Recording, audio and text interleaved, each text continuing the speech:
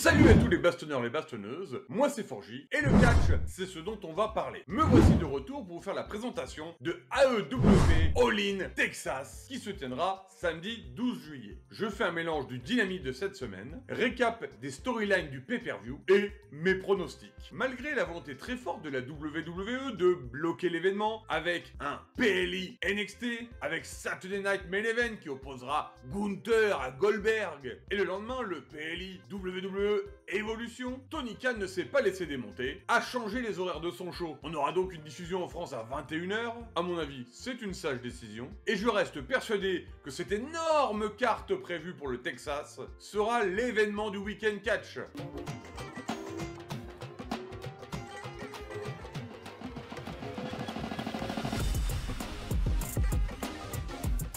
L'épisode commence avec le face-à-face entre Toni Storm et Mercedes Moné. Voilà un des matchs grand spectacle de All-In. La championne adulée de la l'AEW, Timeless Toni Storm, contre la CEO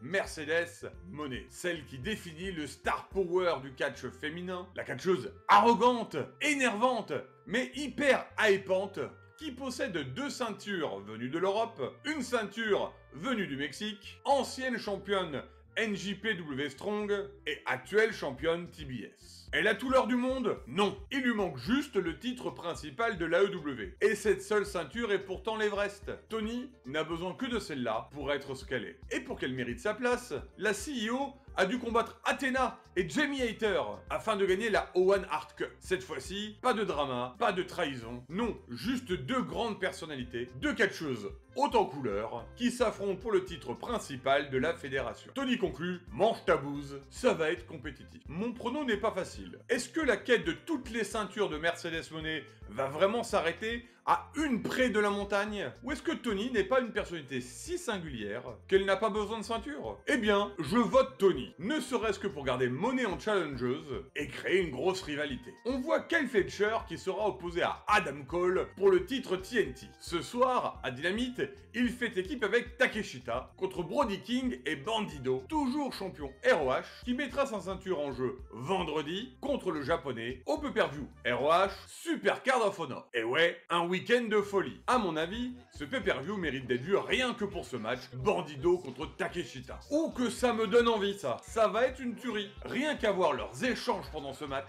Bandido, un des plus grands Mexicains volants, et Takeshita, un futur champion AEW qui cumule le momentum avec un nouveau G1 Climax dans quelques jours. Tiens, mon pronostic, Bandido vainqueur, le japonais a pas le temps d'aller trop souvent à la ROH. La rivalité entre Cole et Fletcher s'est surtout déroulée à Collision. Malheureusement pour lui, Adam Cole n'a pas récupéré toute sa superbe depuis les histoires du démon et surtout sa blessure. Son règne TNT est assez secondaire. Et Fletcher, la protostar, est comme son compère japonais, un autre futur champion de l'AEW. Ce titre secondaire serait une bonne opportunité. Certes, la victoire d'Adam Cole serait un bon moment pour le public, baby, et donnerait aussi plus de poids à son run. Mais je vais plutôt me mettre du côté du futur et parier sur l'Australien. Le titre Tag Team sera également en jeu. La patriarchie de Christian et Nick Wayne, l'incroyable duo volant et époustouflant de Jet Speed, Mike Bailey et Kevin Knight, contre les champions The Earth Syndicate, Bobby Lashley et Shelton Benjamin. Et oui, ici, on aime casser des gens, casser des gens, casser des gens. Et c'est sûr que la ceinture leur va bien. Mais je sens que la patriarchie a encore quelques cordes à son arc. Et je me demande s'il pourrait pas faire la surprise en gagnant avec son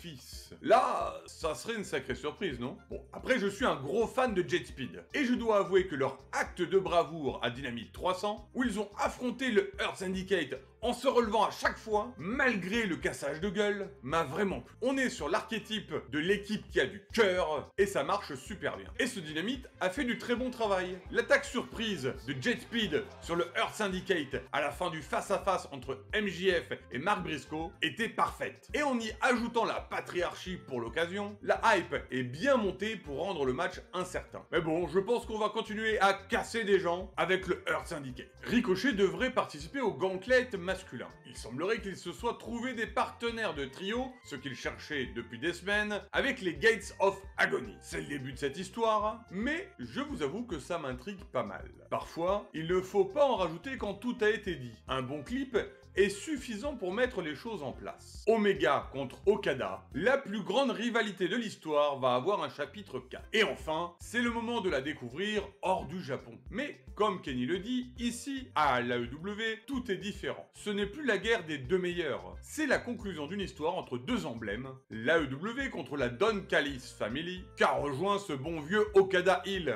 Pour mon prono, je vais mettre une pièce sur Omega. On arrive bientôt à la fin de sa carrière. All-in, c'est l'occasion des grands moments, comme la victoire de Danielson l'année dernière. N'hésitez pas à regarder ma vidéo sur leur histoire, histoire de vous hyper un peu avant All-in, laissez-moi un commentaire et abonnez-vous. Pour ce gauntlet, l'AEW a vraiment voulu mettre l'accent sur les deux premiers entrants, Mark Briscoe et MJF, qui nous offrent un très bon face-à-face de préparation. Max, un petit cornichon, certes, mais il fait avec le pauvre. Une confrontation de parlotte entre ces deux-là peut paraître bizarre, vu à quel point MJF est un pro du micro, mais Mark a vraiment une vibe de malade. Il est fun, divertissant, et le public est à fond avec lui. Mais voilà, MJF sait provoquer ce dont il a besoin. En encensant Jay Briscoe, mes pensées pour lui, la chute est encore plus rude quand il parle de Mark et le touche droit au cœur. Il l'atteint là où ça fait mal, la fierté. Ce gauntlet, comme toujours la UW, va être très fun. Et on n'oublie pas Mystico dans la balance, qui s'est fait humilier par Maxwell à plusieurs reprises, que ça soit au Mexique ou au Canada. C'est sûr qu'il va vouloir prendre sa revanche. Pour le pronostic, je vais peut-être me contredire, mais je vois bien MJF devenir aspirant au titre, malgré toutes les surprises en stock. Les femmes ne seront pas en reste à all-in avec leur propre gauntlet.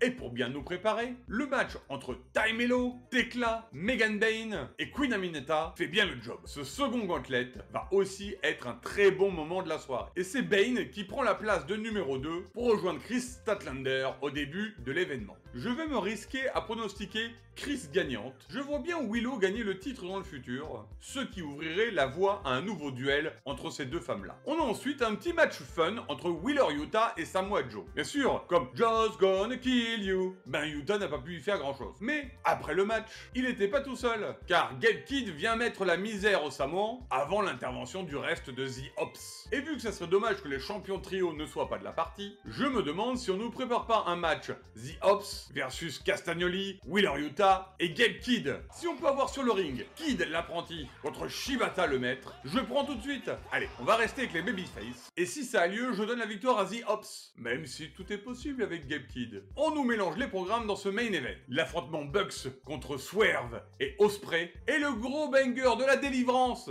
en tout cas j'espère, entre Mox, l'emprisonneur de titre, et Hangman sur le chemin de la rédemption. Swerve n'est pas sur le ring, ce qu'il doit être occupé ailleurs. Alors, ce sont les autres membres de The Ops qui sont là. Bon, bien sûr, tout ça est un prétexte pour des scènes épiques et du chaos à foison. Comme Swerve et Ospreay font partie intégrale de l'histoire de Hangman, il fallait bien les occuper en dehors du titre. Et le match contre les pères fondateurs, nos fameux EVP, les Young Bucks, devra amener du grand spectacle. Les enjeux, si les Bucks gagnent, Swerve et Will ne pourront plus accéder au titre pendant un an. Si c'est le contraire, les Bucks perdent leur statut de vice-président exécutif. Histoire de marquer le coup, Strickland les prive de leur limousine avec une très bonne séquence de pelleteuses et un gros stomp dans leur face. Allez, on signe la fin des vice-présidents, victoire de deux de mes stars préférées à l'AEW, un bon moment all-in pour Swerve et Ospreay. Et pour ce qui est de Mox contre Hangman, il faut en finir avec le règne de terreur de Jon Moxley. Il faut libérer la ceinture et écrire d'autres programmes. Tous les derniers mois ont tourné autour du chemin de rédemption d'Adam Page.